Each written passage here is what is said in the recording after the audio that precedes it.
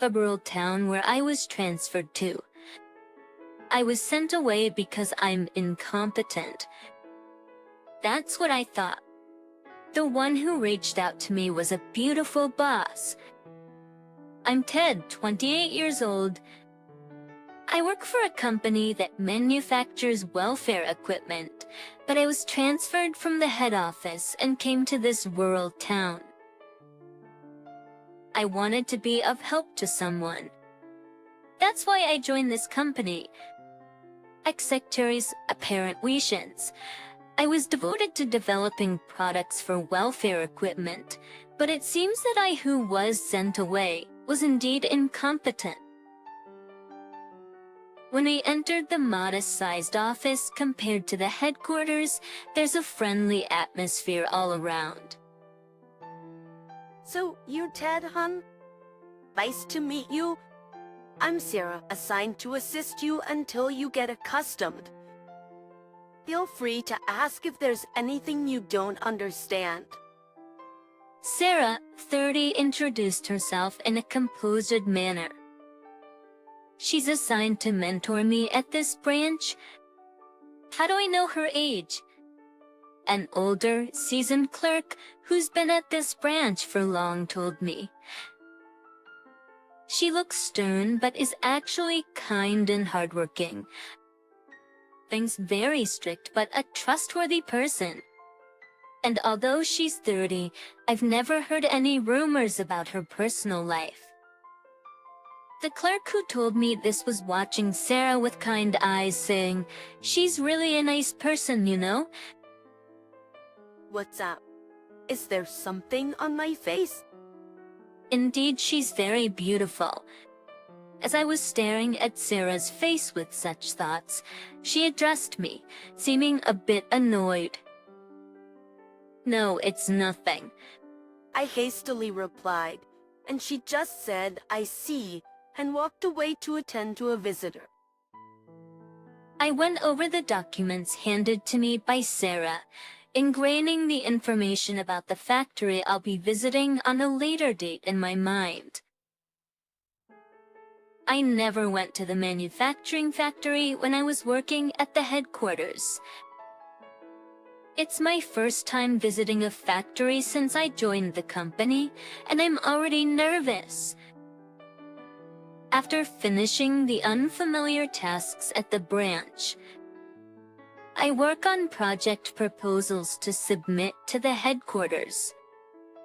I really wanted to be involved in product development again. I stayed late every day, making sure I'm satisfied with my work, but not to the extent it interferes with my daily tasks. Today, once again, I get home late and grab some quick dinner. I should cook for myself sometimes. I glance at my kitchen, barely used, and mutter about needing to start cooking and managing my nutrition better. But after eating and taking the shower, I reach for my bag. What I pull out are the documents for the client I'm visiting tomorrow. I read about the factory's philosophy and the features of the products they handle, and drill it into my head. Firstly, I read about the factory's philosophy and the features of the products they handle and drilled it into my head. It's impressive. I can see how they care about every single material they use.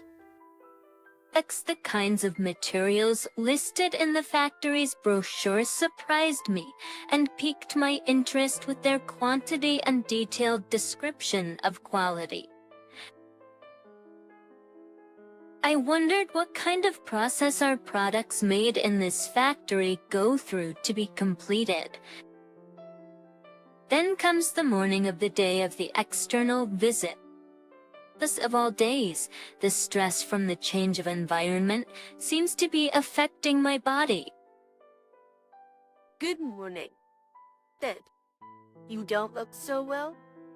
Are you okay? Sarah, usually so strict, seems to be worried and looks at me with concern. I'm sorry. I'm fine.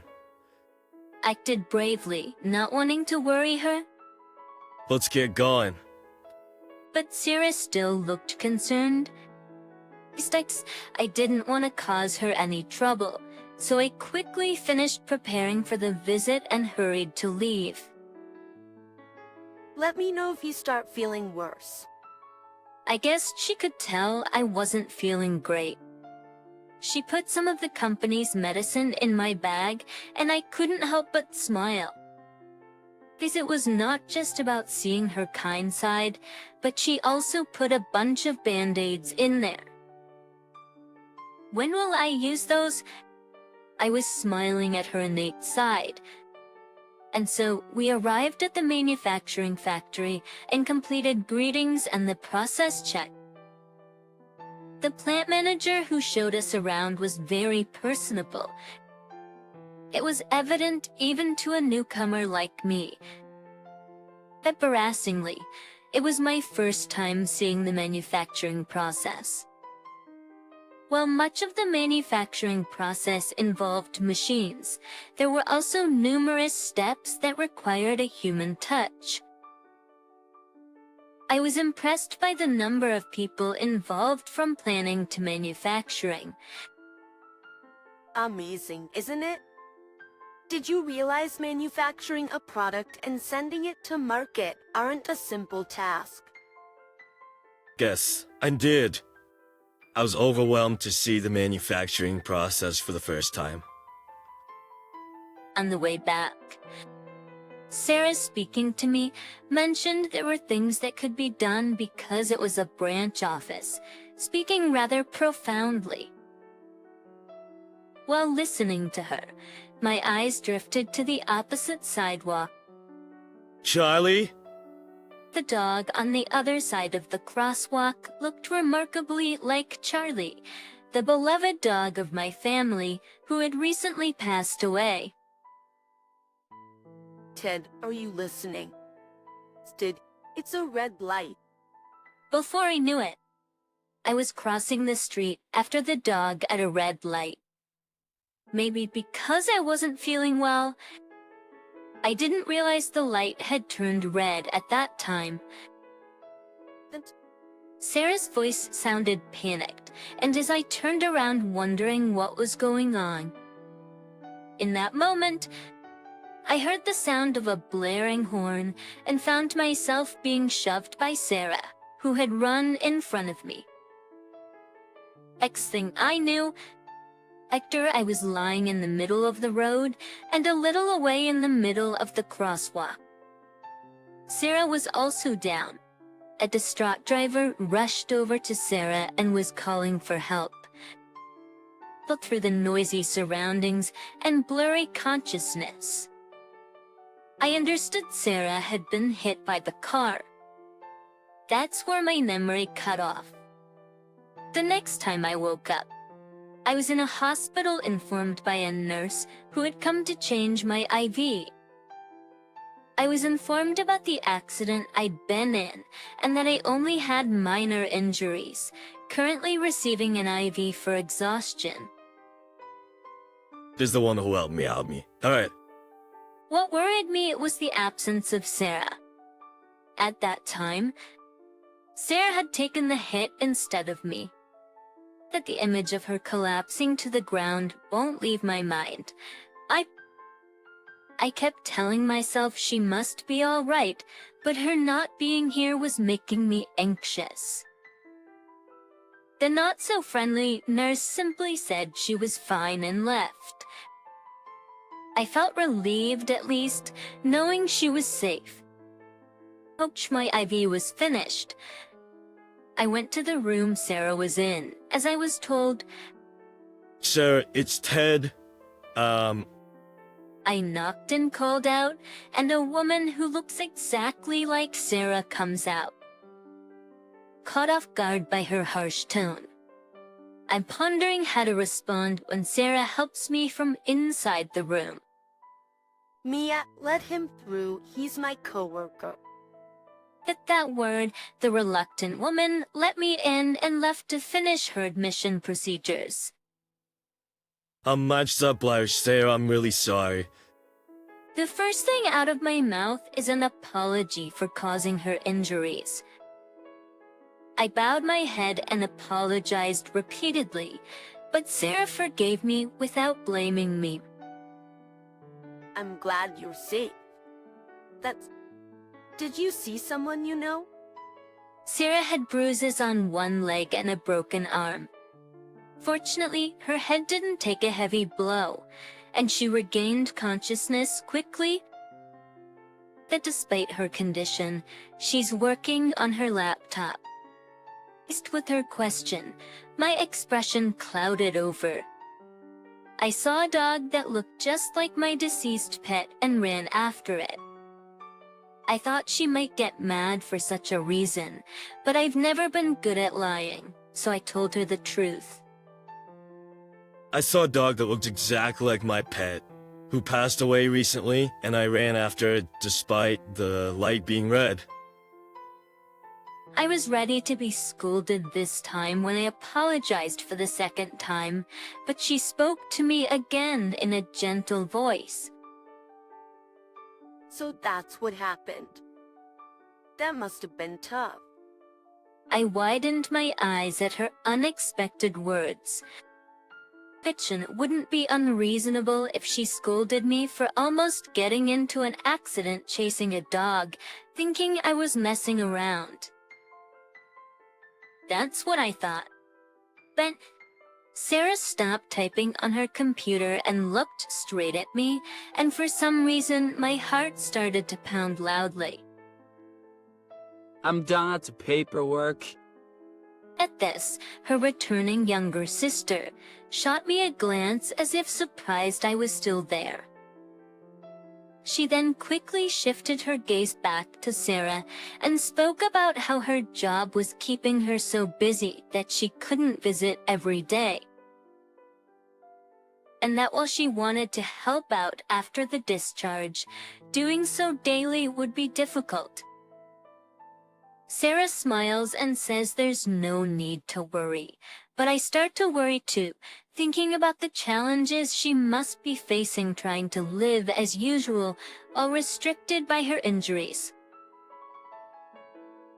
Knowing that all of this happened because of me, I found myself offering to help before I realized it. Since I had too much trouble, may I visit and help out with everyday tasks? Not the first to react to my sudden proposition was her younger sister. I knew a props. It would definitely be a problem. I don't want an unknown man coming in and out of my sister's apartment. She seemed to regard me as suspicious and got defensive. This reaction was probably natural. If I had a sister and were in the same situation, I would surely react the same way. I just wanted to be of some help, but I needed to think of another way. Taking the 6. I was about to retract my earlier words when Sarah made an unexpected remark. If Maya is busy, maybe I should ask Ted to help. That way, he can also help with work at home. Her younger sister was trying her best to stop it, but with that one sentence from Sarah, my suggestion was accepted. At once, she makes up her mind. She doesn't budge, it seems. Her younger sister, appearing resigned, started dividing responsibilities with me. She still had her guard up, so she took charge of the laundry, coming in once a week on rotation, and I would help with the other household chores after finishing work. Until the discharge, I would visit every day, reporting on work and delivering any requested items. Do you harbor any appropriate feelings to my sister? I will never forgive you. Her younger sister, apparently very protective of her sibling, kept reiterating this point with utmost emphasis. Don't worry, and Sarah, thank you for understanding. I will do my best. Her younger sister, still wary, continued to glare at me, but Sarah bowed her head in a gesture of goodwill and smiled. Every day thereafter, I went to the hospital after finishing work. A teen not to inconvenience her workplace, I would compile work documents for Sarah and deliver parcels received from her sister. Such days continued for 2 weeks, and Sarah was able to be discharged. Even after being discharged, she needed rehabilitation for a while, and to make sure she faced no inconvenience in her daily life. I continued visiting her every day after work. The only change was, instead of a hospital room, now it was Sarah's room. Thank you for everything. It's been a big help having you cook and clean since it's difficult doing it all alone. At first, I myself was reluctant to enter a woman's apartment every day, but thanks to Sarah seeming not to mind at all, I quickly got used to it. It's only natural since I caused the injury. Ellie, don't worry about it. Her conversation remained casual, but every day I was impressed watching her work non-stop on her computer, even with her arm impaired. And as the days of visiting continued, I noticed something. Did you put tea in the tea maker? That wasn't me. You made it yourself yesterday. It was surprisingly her clumsiness. There were numerous occasions where she nearly fell over nothing, and it had me on edge. Ted, this comedian is a must-watch. Actually, if the TV was on, she would immediately switch it to a comedy show and passionately discuss her recommended comedians. Occasionally, she would show an unguarded smile. Day by day, I was beginning to see Sarah as a member of the opposite sex. Of course, not in any inappropriate way. Her too was supposed to be the reliable and capable boss, seemed adorable and charming now. You're not doing anything with my sister, are you? Maya, the younger sister who comes over once a week to do laundry, has gotten along better with me than at first, but she still keeps a close eye to make sure I'm not slacking off. Don't worry. I don't have the nerve to do so. Trail. She's rude sometimes. It turned out Maya and I are the same age. Sarah seemed to wish we got along well. Even when we argued, she would watch us with a contented look. A few days later, after a long period of rehab, Sarah returned to work from today. I look forward to working with you again from today. During the office, colleagues had even prepared a cake, happily celebrating Sarah's return. Just amidst the festive mood enveloping the office, Sarah showed a soft smile I've never seen before. I feel my heart racing once again at that smile, wondering if it's really racing. I placed my hand over my heart, but I stopped thinking about it as she pulled me into this circle to join the celebration. That's important. Even after that, I played a supportive role at the company for Sarah, who hasn't fully recovered. She graciously accepted my offer and has been leading a busy life. After work, I stayed back to work like before. The desire to return to the headquarters was strong, and I couldn't give up.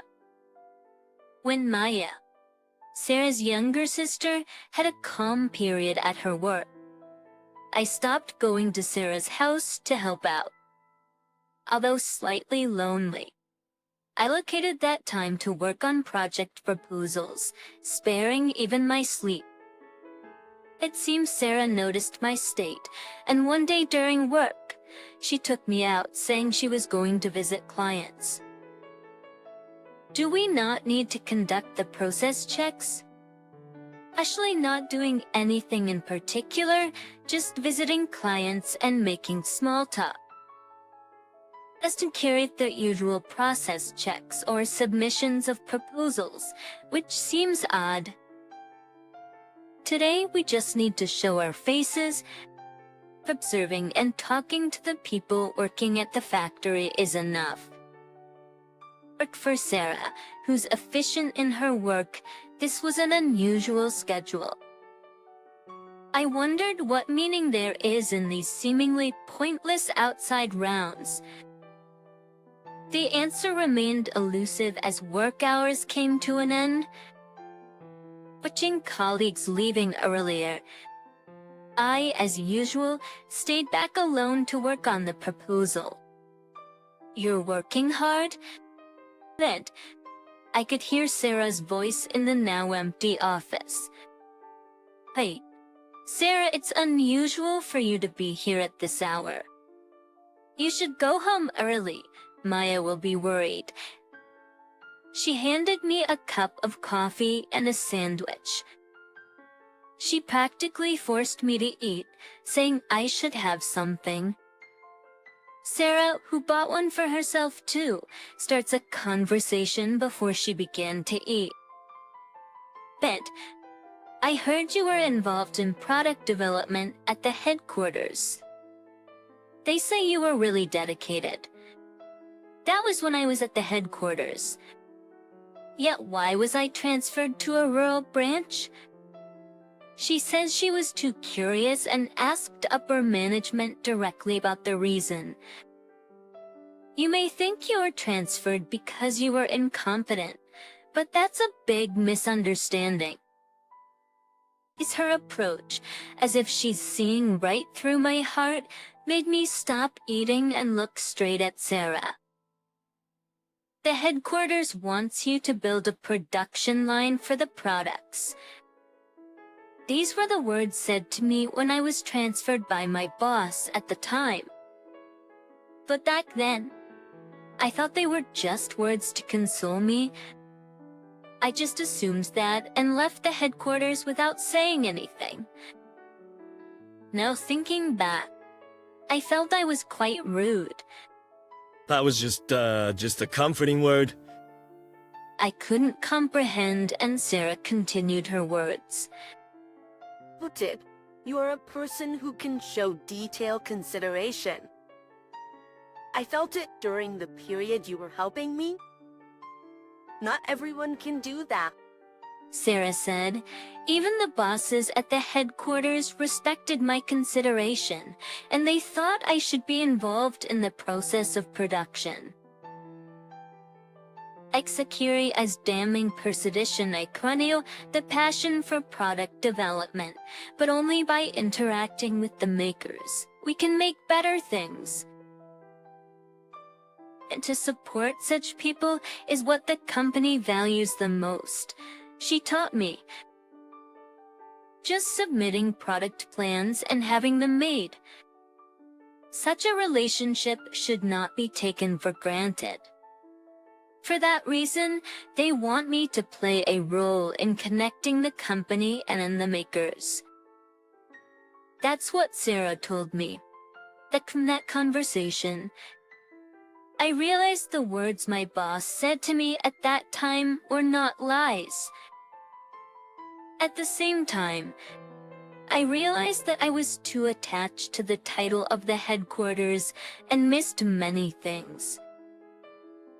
There are realities I wouldn't have known if I hadn't come to the branch. There must be many employees like me. So, Fed, you are not incompetent, you are expected.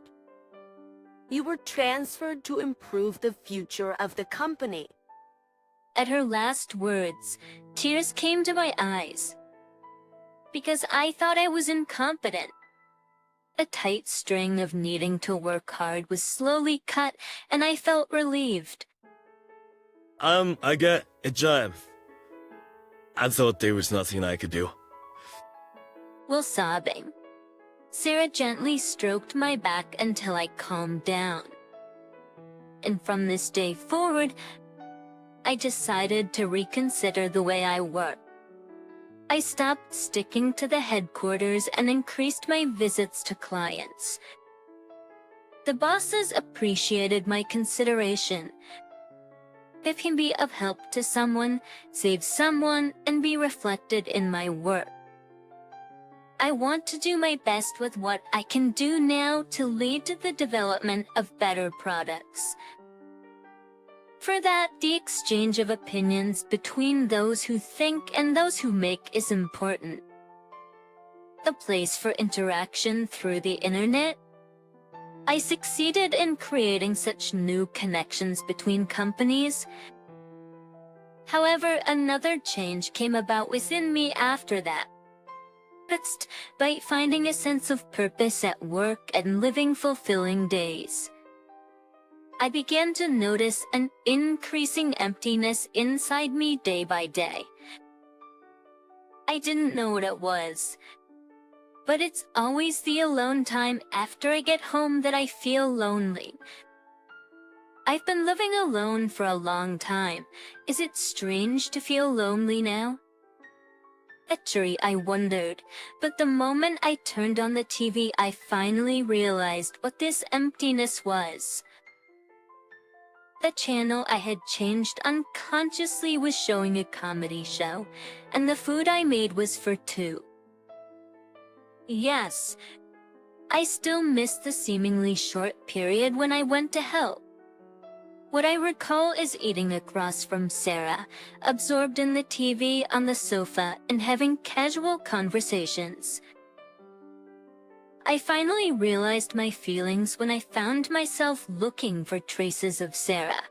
But that we ditchin', I decided to contact her to ask her if we can meet right now. We decided to meet near Sarah's house at a stylish wine bar.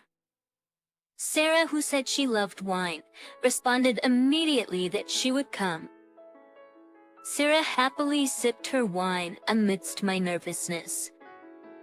As I was timing when to confess my feelings, she said, "Hey, that's Tajo." When I'm alone in my room, I don't know why, but I feel lonely. I look for traces of when you were there, and I find myself wanting to see you. So, I like you. I wanted to tell you, so I did. Just to my surprise, it was Sarah who confessed her feelings to me. I was also taken aback because our feelings were mutual, and I couldn't help but widen my eyes. Sarah, I feel the same way. I was lonely, looking for traces of you. I invited you today because I wanted to confess. You beat me to it, but I like you. My confession ended up being a bit messy. However, Sarah, realizing that we felt the same way, turned red and broke into laughter, perhaps to hide her embarrassment. I also couldn't help but laugh, and a cheerful atmosphere enveloped us. And from that moment, we officially started dating. 3 years later, there was talk of me transferring to the headquarters, but I declined as I still wanted to focus on my work at the branch. Now, Sarah and I are walking slowly, arm in arm, down a straight path. If you make my sister cry, I won't forgive you. As on both sides, friends and family from both our sides and colleagues were gathered, and Maya was clapping her hands in tears. Sarah, wrapped in a beautiful dress, smiled gently at Maya. Yes, we got married. Looking down the aisle, we savored our happiness. A new life is in Sarah's slightly swollen belly amidst the blessings. Sarah and I are excited about the happiness that awaits us.